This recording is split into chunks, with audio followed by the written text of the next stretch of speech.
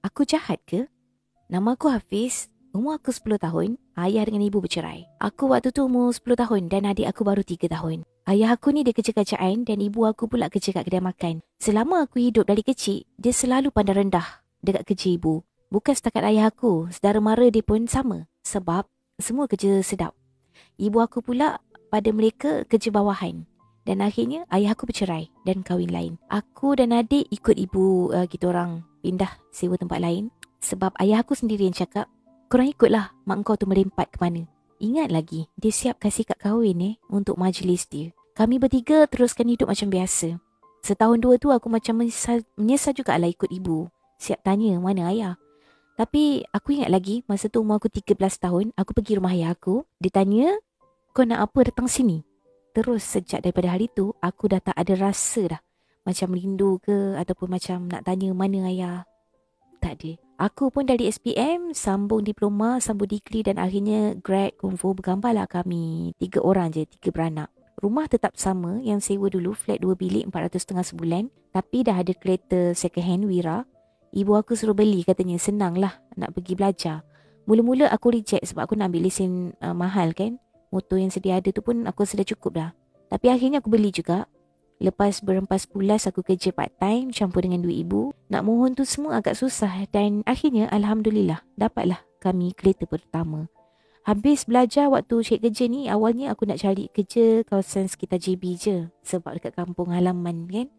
Tapi bila mencari tu akhirnya aku jumpa pula kerja kat Singapore. Interview kat sana bulan kali, akhirnya dapat kerja, gaji pun lumayan. Starting dengan $2,300.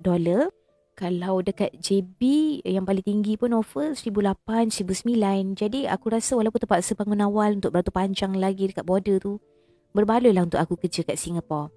Aku pun kerja dan masuk tahun kelima, gaji pun dah naik sampai 3,000 dah.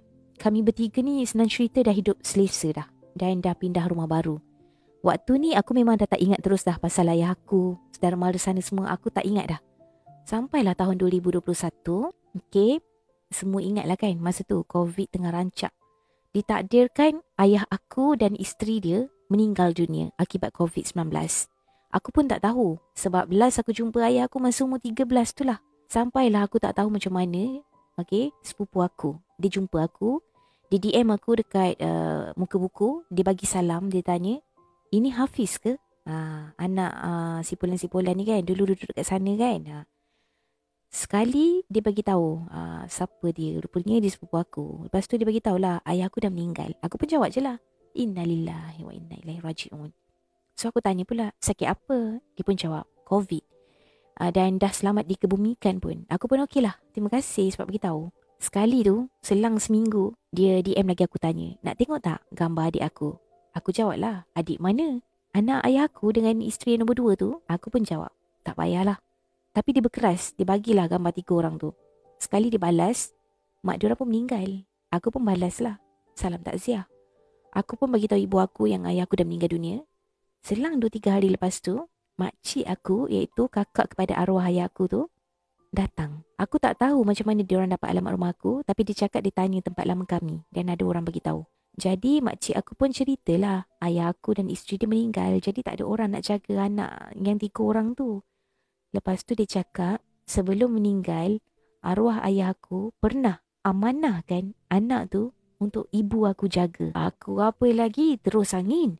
Kenapa pula ibu yang kena jaga? Kami last jumpa berbelas tahun dulu. Makcik aku cakap, tapi ini adik-adik aku. Aku pun jawab lah, jumpa pun tak pernah. Lepas tu siap cakap, kesian diorang tak ada orang jaga. Aku pun tanyalah makcik aku, kalau macam tu, kenapa makcik tak jaga? Dia bagi alasan sebab arwah ayah aku tak amanahkan anak-anak tu kat dia. Jadi aku tanya dia, macam mana tahu? Sebab dia meninggal kena COVID kan, kena kuarantin semua tu. Jadi aku pelik lah macam mana dia tahu arwah ayah aku sempat pula amanah kepada aku kan. Last-last dia pujuk ibu, suruh jaga dan cakap nanti telefon dia, nanti dia nak hantarkan anak-anak arwah tu. Aku cakap dengan ibu, tak payah jaga, itu bukan tugas kita. Tapi makcik aku spam message ibu aku, hantar gambar budak-budak tu. Lepas tu siap tulis lagi, tengok, kesian, kecil lagi diorang ni. Anak yatim piatu. Jagalah diorang. Buat macam anak sendiri. Kasih tambah rezeki. Ibu aku pun cakap lah dekat aku. Kesian pula budak tu kan, kecil lagi. Tak ada salah apa pun. Dan ibu aku nak jaga. Aku pun reject terus. Aku cakap dengan ibu, memang kesian budak tu kecil lagi. Tapi bukan sepatutnya yang jaga tu saudara mara arwah ayah aku ke? Sebab lepas bercerai, kita orang ni dengan keluarga belah sana memang totally stranger. Tak ada tanya khabar, bagi nafkah untuk anak-anak pun tak ada. Adik aku sendiri pun cakap tak nak. Lepas tu, ibu aku macam paksa lagi. Dan sekali aku pun cakap dengan ibu, kalau ibu nak jaga, jagalah. Tapi Along lepas ni, Along akan duduk rumah lain. Along takkan duduk sini lagi dengan ibu. Biar ibu duduk dengan adik-adik kat sini. Akhirnya, barulah ibu aku cakap setuju. Tak jaga. Waktu telefon tu adalah makcik aku cakap yang aku ni anak kurang ajar. Tak kesian dekat anak yatim piatu. Anak derhaka lah. Macam-macam lagi. Yang sepupu aku yang DM aku dekat muka buku tu pula cakap aku sombong. Aku pun balas, yang korang ni kenapa tak nak jaga pula tu?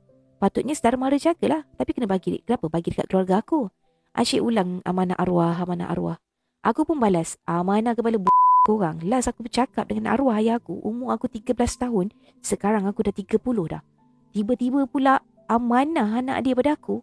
Sejak hari tu diorang tak kontak. Tapi aku try jugalah cari kat mana budak tu. Rupa-rupanya dah menetap dekat satu rumah kebajikan.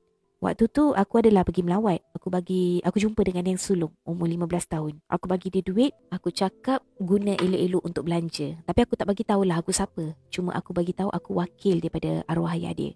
Aku harap diorang membesar dengan elok. Nak benci aku pun bencilah. Nak kata aku jahat pun terpulang. Cerita dari Hafiz, bukan nama sebenar.